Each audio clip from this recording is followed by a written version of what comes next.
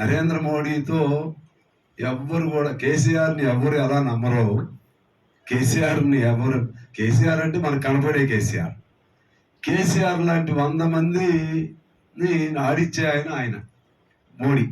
100 మందిని కాదు, వీళ్ళు ఏమనుకుంటారంటే నేను ఆడిస్తానని అనుకుంటున్నాడు ఆయన.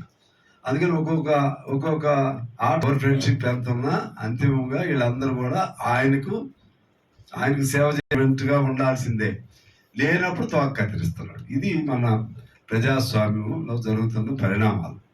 ఇవాళ ఖచ్చితంగా అవునన్నా కాదన్నా 2015 ఆ ప్రాంతంలో అనేక చట్టాలు బీజేపీ ప్రవేశపెడితే ఈ బీఆర్ఎస్ వాళ్ళకి సపోర్ట్ చేసింది. Out and out they supported the acts to be enacted.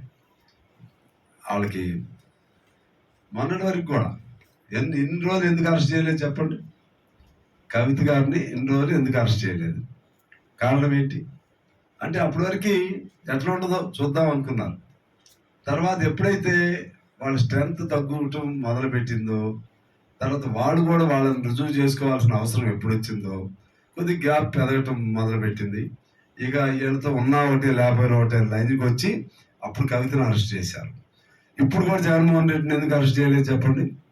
10 ఏళ్ల నుంచి బెయిల్ మీద. బీజేపీ అనేది అటువంటి it is such a party, it cannot bear any democratic functioning.